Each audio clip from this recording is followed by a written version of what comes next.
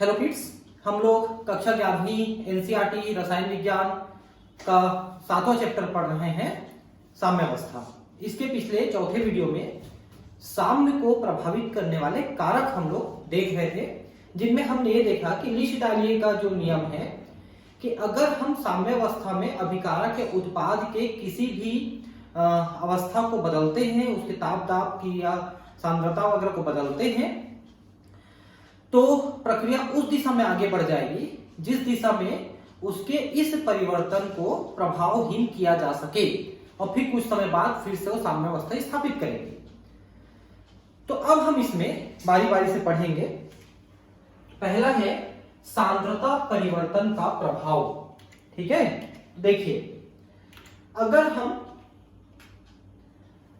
किसी साम्यावस्था में सांद्रता को परिवर्तित करें, जैसे कि अभिकारक की सांद्रता को बढ़ाएं, तो निश्चित है कि साम्यावस्था टूट जाएगी, भंग हो जाएगी और प्रक्रिया कुछ समय के लिए उत्पाद बनाने की ओर आगे बढ़ जाएगी। और जब वो सांद्रता का जो प्रभाव है, जो बदलने का प्रभाव है, वो खत्म हो जाता है, तो फिर वहां पर साम्यावस्था स्थापित हो जाएगा। लेकिन अगर हम उत्पाद की सांद्रता को बढ़ा देते हैं, तो फिर रासायनिक साम्य का जो प्रक्रिया है वो अभिकारक की ओर आ जाएगा और अभिकारक कुछ समय के लिए बनने लग जाएंगे। तो साम्यता जो है, साम्यावस्था भंग हो जाती है और प्रक्रिया एक दिशा में आगे बढ़ने लगती है, जब तक कि वो उस परिवर्तन को नगण्य नहीं कर देती। ठीक है,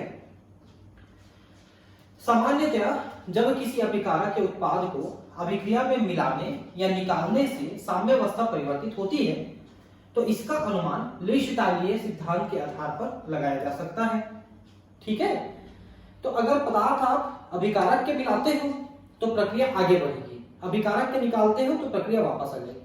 उसी तरह से उत्पाद को निकाल देते हो तो प्रक्रिया आगे बढ़ेगी, उत्पाद और डाल देते हो तो प्रक्रिया वापस दिशा में आएगी। पहला, ली शितालिये के नियम के अनुसार हम इसको समझेंगे। पहला, अभिकारक के उत्पाद को मिलाने से सांद्रता पर पड़े दबाव को कम करने के लिए अभिक्रिया उस दिशा की ओर अग्रसर होती है ताकि मिलाए गए पदार्थ को उपभोग हो सके। जैसे आप अभिकारक मिला देते हो तो अधिक उत्पाद बन के अभिकारक की मात्रा को फिर कम कर देगा। अगर आप उत्पाद मिला देते हो तो अभिकारक बन के उत्पाद की मात्रा को फिर कम कर देगा। इस तरह से प्रक्रिया आगे बढ़ेगी। अभिकारक उत्पाद के निष्कासन से सांद्रता पर दबाव को कम करने के लिए अभिक्रिया उस दिशा की ओर अग्रसर होती है ताकि अभिक्रिया से निकाले गए पदार्थ की पूर्ति हो सके।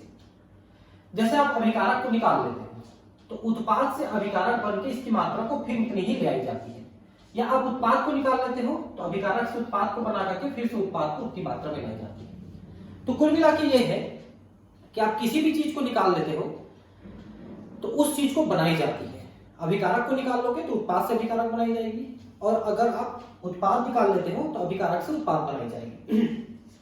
अन्य शब्दों में, जब किसी अभिक्रिया के अभिकारकों या उत्पादों में से किसी एक का भी सांद्रण साम्यावस्था पर बदल दिया जाता है, तो साम्यावस्था मिश्रण के संगठन में इस प्रकार परिवर्तन होता है कि सांद्रण परिवर्तन के कारण पड़ने वाला प्रभाव कम अथवा शून्य हो जाए। तो पहले तो साम्यावस्था भंग हो जाएगी, ठीक है, और प्रक्रिया एक दिशा में आगे बढ़ने लगेगी और उस दिशा में आगे बढ़ेगी जिससे वो परिवर्तन फिर से खत्म हो सके अपने आप। ठीक है, आइए H2 + I2 2HI अभिक्रिया पर विचार करें।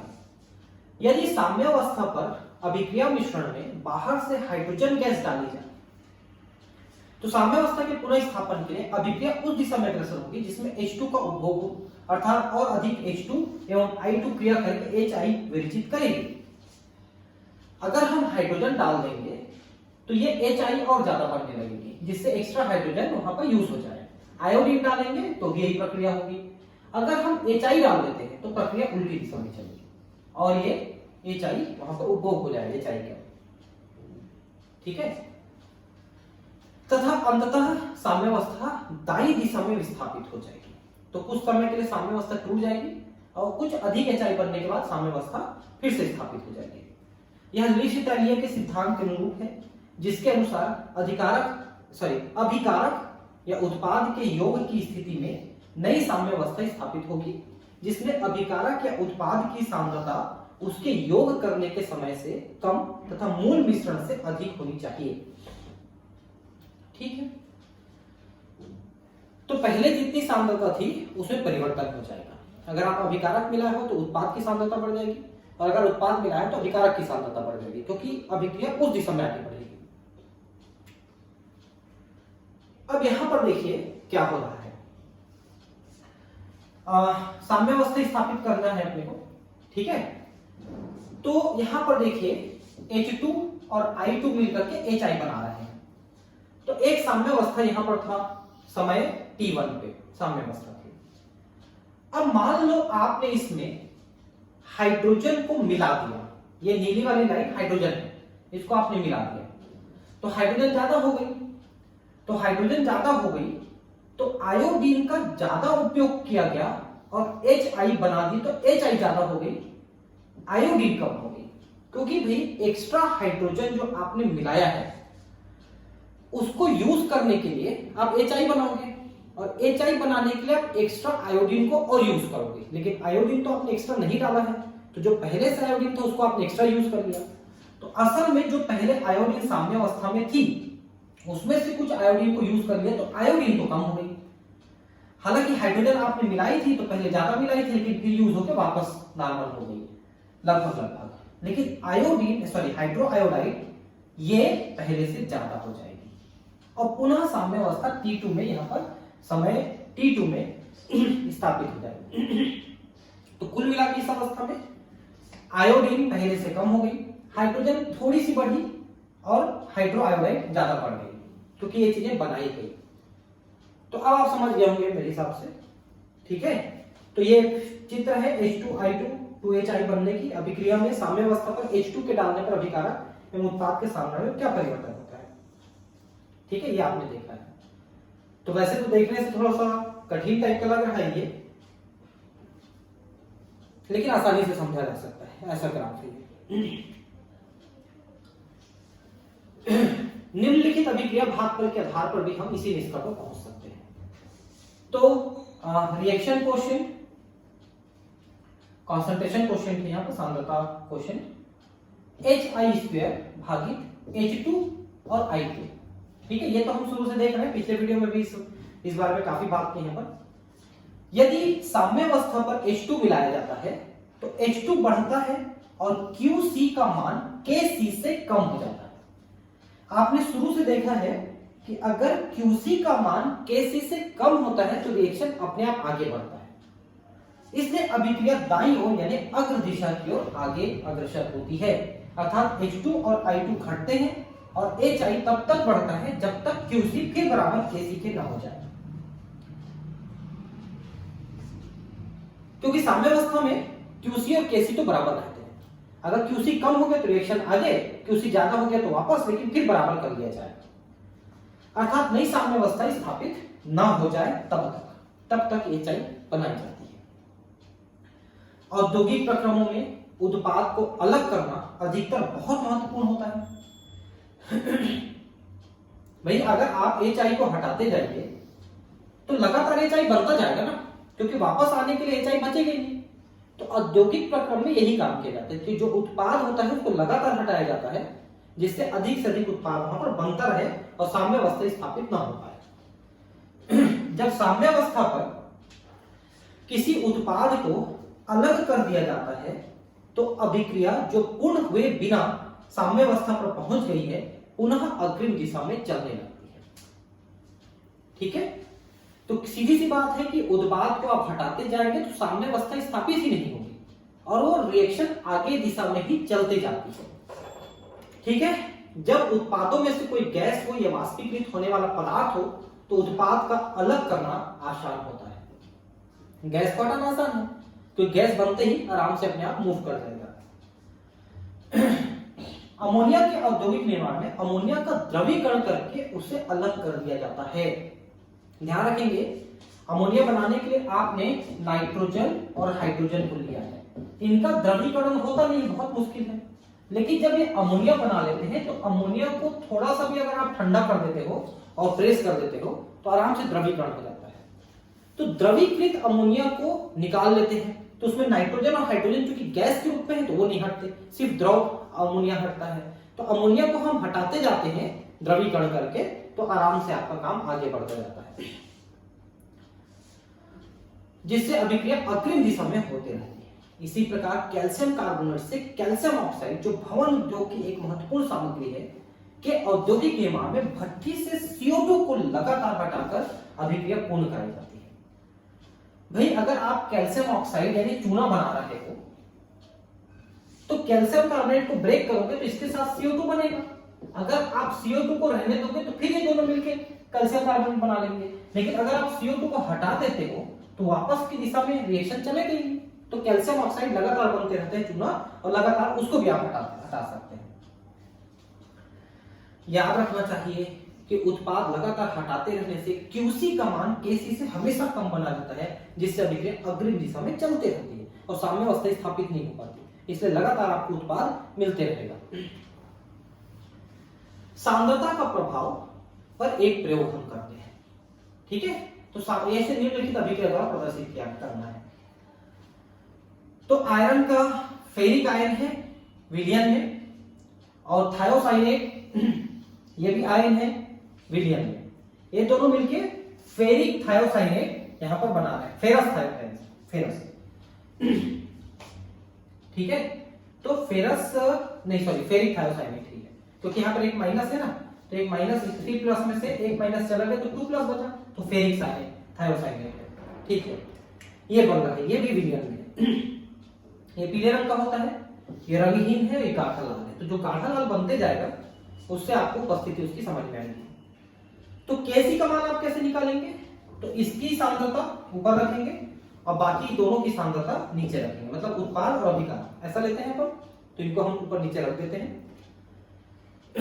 एक परत नली में आयरन 3 नाइट्रेट विलयन का 1 ml लेकर के, आयरन 3 नाइट्रेट यानी FeNO3, ठीक है, तो 3 आ जाएगा ये आयरन 3 नाइट्रेट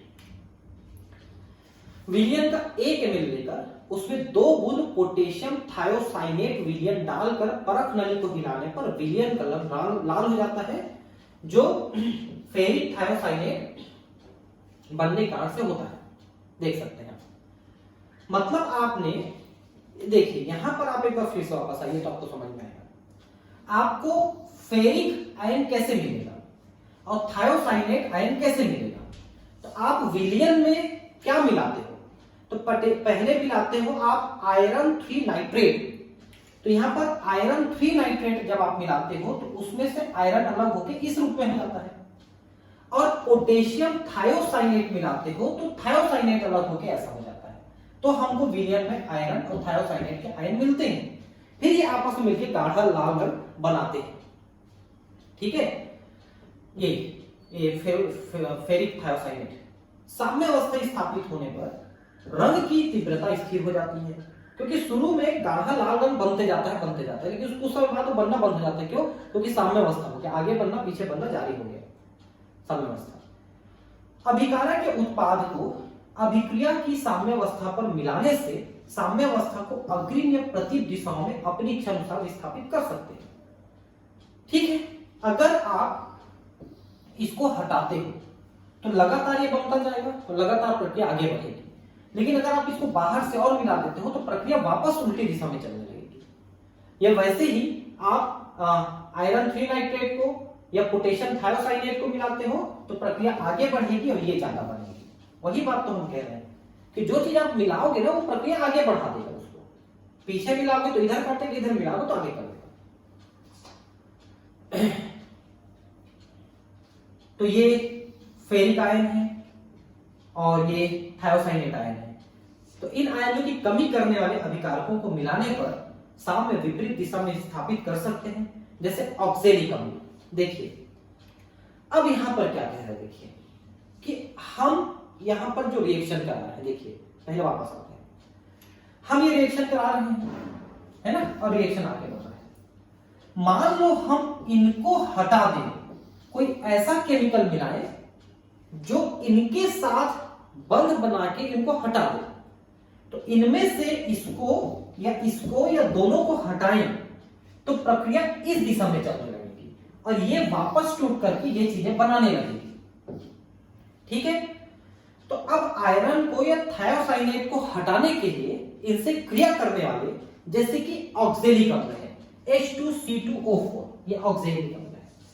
अगर ऑक्जेलिक अम्ल मिलाते हैं तो आयरन 3 जो आयन है इससे वो क्रिया करके स्थायी संकुल ion FeC2O4 thrice 3 minus ion, यानी कि ये बनाया आपका फेरिक ऑक्जेलेट आयन, ये बना दिया। तो विलयन में अगर ऑक्जेलिक अम्ल मिला लिए तो आयरन से क्रिया करके उसको हटा देगा, और आयरन से क्रिया करके ये एक संकुल यानी कॉम्प्लेक्स बनाया, ठीक है। और मुक्त आयरन जो है की सांद्रता कम हो जाएगी क्योंकि वहां पर आयरन को आपने ये बना के हटा दिया। तो अगर आपने आयरन को हटा दिया, इस प्रक्रिया में आयरन को हटा दिया, तो ये जितनी कमी हुई उसकी पूर्ति के लिए रिएक्शन इस दिशा में चल के अधिक से अधिक आयरन बनाने लगेगा। तो रिएक्शन विपरीत दिशा में चलने लगेगी ऑक्जेलिक अम्ल मिलाने से, ठीक है।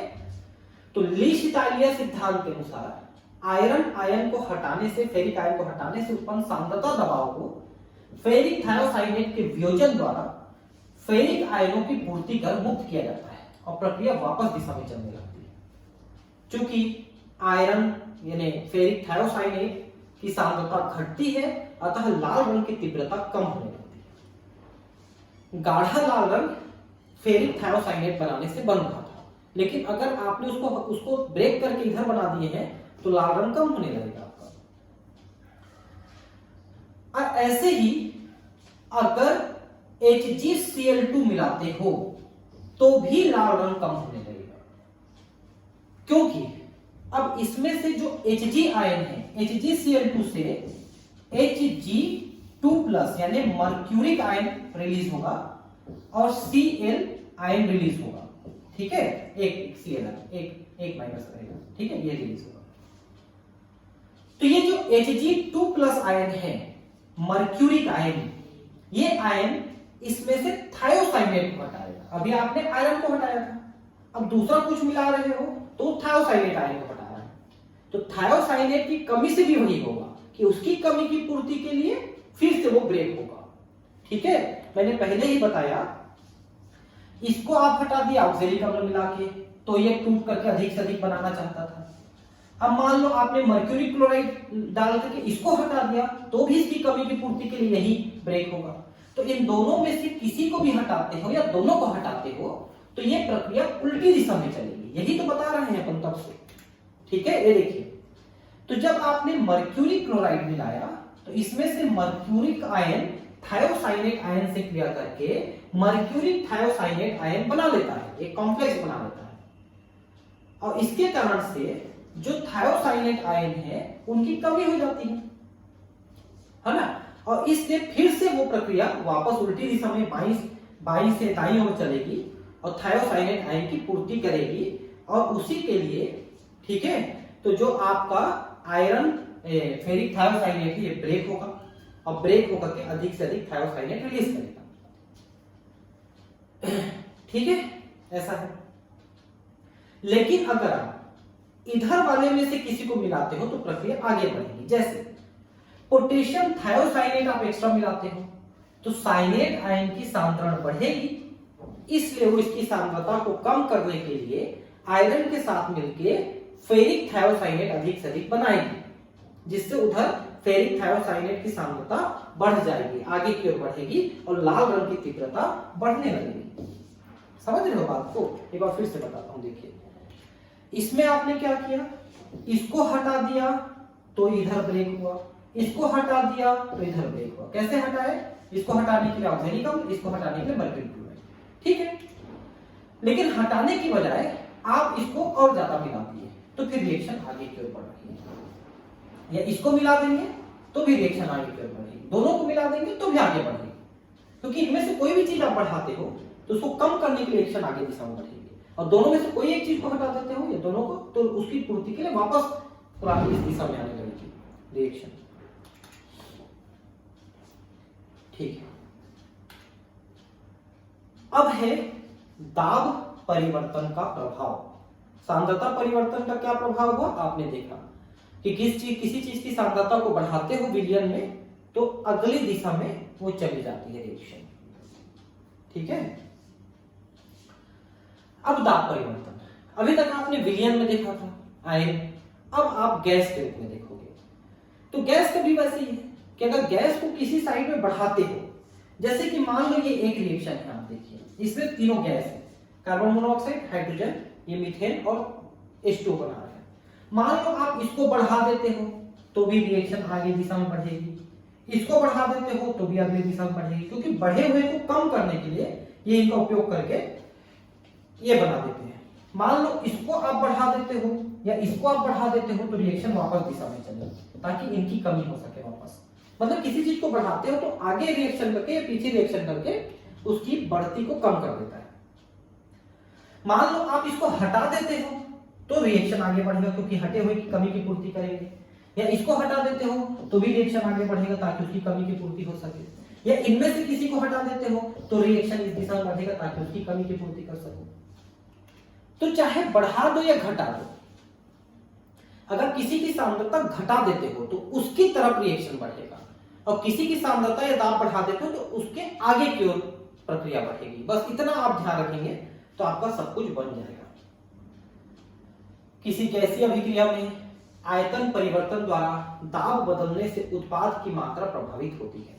अगर आप अभिकारक के दाब को बढ़ाते हो तो उत्पाद अधिक प्राप्त होंगे, उत्पाद के दाब को बढ़ाते हो तो अभिकारक अधिक प्राप्त होंगे। यह तभी होता है जब अभिक्रिया को दर्शाने वाले रासायनिक समीकरण में गैसीय अभिकारकों के मोलों की संख्या तथा गैसीय उत्पादों के मोलों की संख्या में भिन्नता होती है। ठीक है। एक विशेष बात ध्यान रखेंगे कि मोलों की संख्या कम ज्यादा होनी चाहिए। जैसे यहाँ पर 1 मोल और 1 मोल, 2 मोल बन रहे हैं, जबकि 3 और 4 मोल यूज हो रहे हैं। तो 2 - 4 -2, मतलब मोलों की संख्या कम हो गई, 4 से 2 हो गई। ऐसे अंतर पड़ेगा तभी इस समीकरण में प्रभाव पड़ेगा। विषमांगी साम्य पर लीश-इटालियन सिद्धांत के प्रयुक्त करने पर ठोस एवं द्रव पर दाब के परिवर्तन की उपेक्षा की जा सकती है। ठोस और द्रव पे दाब का परिवर्तन होने पर कोई ज्यादा प्रभाव नहीं पड़ता है, परिवर्तन होता है गैस पर, प्रभाव पड़ता है गैस पर, क्योंकि ठोस और द्रव का आयतन दाब पर निर्भर नहीं करता है। अगर आप किसी ठोस को दबाओगे तो और उसके दाब उसके शेप साइज में अंतर नहीं आएगा, लेकिन गैस को दबाओगे तो छोटा होता चला जाएगा गैस। ये तो यहाँ पर आप देख सकते हैं, इसी अभिक्रिया को मैंने बताया कि कार्बन मोनोऑक्साइड और हाइड्रोजन मिलकर मीथेन और H2 बना रहे हैं, है ना। तो गैसीय अभिकारक क्या क्या है? कार्बन मोनोऑक्साइड और हाइड्रोजन। इसमें 4 मोल यूज हो रहे हैं और उत्पाद में मीथेन और H2 के एक मोल यानी 2 मोल बन रहे हैं। उपरोक्त अभिक्रिया में साम्यावस्था मिश्रण को एक निश्चित ताप पर पिस्टन लगे एक सिलेंडर में रखकर ताप दोगुना कर उसके मूल आयतन को आधा कर दिया जाए। इस प्रकार अभिकारकों में उत्पादों का आंशिक दाब एवं इसके फलस्वरूप उनका सांद्रण बदल गया। अब पूरे साम्यावस्था में जो गैस के मिश्रण है उन्हीं को दबा दिया सबको। ठीक है। तो जब दबा देंगे तो अब मिश्रण साम्यावस्था में नहीं रह गया है। लीश-इटालियन सिद्धांत लागू करके अभिक्रिया जिस दिशा में जाकर पुनः साम्यावस्था स्थापित करती है उसका पता लगाया जा सकता है। अब देखिए ध्यान से, इसको जरा ध्यान से समझेंगे। ठीक है। जैसे मान लो यहां पर 4 मोल यूज होते हैं तो 2 मोल बनते हैं, है ना। तो मान लो आपने दबाव को बढ़ाया, तो दबाव को बढ़ाने से वो क्रिया उस दिशा में आगे बढ़ेगी जिससे वो बढ़े हुए दबाव को वापस कम किया जा सके। तो दबाव को कम कैसे कर सकते हो आप? जब आप अपने मोलों की संख्या को कम कर लेते हो। तो कम कैसे करेंगे? जहां पर 4 यूज होकर 2 बन रहे हैं तो उधर रिएक्शन को आगे बढ़ाओगे तो मोलों की संख्या कम हो जाएगी, तो दबाव कम हो जाएगा। मतलब यह है कि दबाव बढ़ाओगे तो ये प्रक्रिया आगे की ओर बढ़ेगी और बढ़े हुए दबाव को कम कर देगी, क्योंकि 4 उपयोग होने से 2 बन रहे हैं तो दबाव अपने आप आधी हो जाएगी। लेकिन अगर आपने दबाव को कम कर दिया तो प्रक्रिया उस दिशा में आगे बढ़ेगी जिस दिशा में दबाव को फिर से बढ़ाया जा सके। मतलब अगर रिएक्शन को उल्टी दिशा में चलाएंगे तो 2 का उपयोग करके 4 बना सकते हैं, तो दबाव को हम डबल कर सकते हैं। ठीक है। तो अगर दबाव को बढ़ाए तो आगे बढ़ के फिर से कम कर लेगा, दबाव को घटाए तो पीछे करके दबाव को फिर से बढ़ा लेगा। बढ़ाओगे तो कम कर लेगा, कम करोगे तो बढ़ा लेगा, फिर साम्यावस्था स्थापित कर लेगा। ठीक है। क्योंकि दाब दुगना हो गया है, अतः साम्यावस्था अग्र दिशा जिसमें मोलों की संख्या एवं दाब कम होता है में अग्रसर हो जाता है। वही तो बात मैंने बताया कि दबाव बढ़ाए तो साम्यावस्था अग्र दिशा में चली गई। हम जानते हैं कि दाब गैस के मोलों की संख्या के समानुपाती होता है, क्योंकि जितने ज्यादा मोल्स रहेंगे उसका दबाव उतना ज्यादा रहेगा। तो मोल्स की संख्या कम हो रही है, प्रक्रिया आगे बढ़ रही है। इसे अभिक्रिया भागफल रिएक्शन कोएफिशिएंट QC द्वारा समझा जा सकता है। ऊपर दी गई मीथेन बनाने की अभिक्रिया में COH2CH4H2 क्रियाकारी की साम्यावस्था के सामरण को प्रदर्शित करते हैं। जब अभिक्रिया मिश्रण का आयतन आधा कर दिया जाता है तो उसके आंशिक ताप एवं सामरण दुगुने हो जाते हैं। तो अब हम अभिक्रिया भागफल का मान साम्यावस्था का दुगुना मान रखकर प्राप्त कर सकते हैं। ठीक है, तो हर चीज दुगुना हो गया, CH4 दुगुना हो गया, H2O दुगुना हो गया, CO दुगुना हो गया और H2O दुगुना हो गया, जबकि इसका पहले से H2 है, सॉरी ये H2 ही है। ठीक है, H2 दुगुना हो गया है ना, और इसका 3 मोल पहले से यूज हो रहा है। तो पूरा कैलकुलेट करोगे तो 4/16 आ रहा है। 4/16 का मतलब Kc/4, मतलब अब QC जो है Kc का 4 गुना कम हो गया। Kc का 4 गुना करोगे उतना QC होगा पहले से, यानी QC कम हो रहा है। और QC कम हो रहा है तो अभिक्रिया अग्र दिशा में जाएगी, जहां पर मोलों की संख्या कम कर दी जाएगी, तो दबाव अपने आप कम हो जाएगा।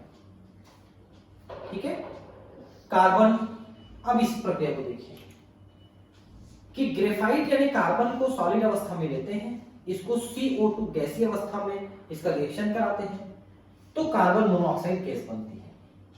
ठीक है, अब इसमें आप देखिए कि सॉलिड को तो हम यहां पर दाब में लेंगे नहीं, 0 1 ही ले लेंगे। ठीक है, अब CO 1 मोल यूज हो रहा है और 2 मोल CO2 1 मोल यूज होकर CO 2 मोल बन रहा है। मतलब इसके दबाव को, इसमें टोटल दोनों के दबाव को बढ़ाओगे तो रिएक्शन उल्टी दिशा में चलेगा। अभी आपने सीधी दिशा में देखा ना दबाव बढ़ाने से, यहां पर उल्टी दिशा में चलेगा, क्योंकि 1 मोल आगे चल के 2 मोल बना रहा है, जबकि वहां पर 4 मोल आगे चल के 2 मोल बना रहा है, यहां पर 1 मोल से 2 हो रहा है। तो अगर दबाव बढ़ाओगे तो दबाव को कम करने के लिए रिएक्शन वापस दिशा में चलेगी, और दबाव को कम कर दोगे तो बढ़ाने के लिए इस दिशा में चलेगी। मतलब मोलों की संख्या ज्यादा इधर हो रही है तो उसके आधार पर अभिक्रिया चलेगी। अभिक्रिया में जब दाब बढ़ाया जाता है तो अभिक्रिया विपरीत दिशा में चलेगी। ये देखिए 2 से 1 करने वाली दिशा में चलेगी, ताकि दबाव बढ़े हुए को कम किया जा सके, क्योंकि अग्र दिशा में मोलों की संख्या बढ़ जाती है, इसलिए वापस आएगी। ठीक है दोस्तों, हम इसको अगली क्लास में आगे पढ़ेंगे। मिलते हैं अगली क्लास में। Thank you.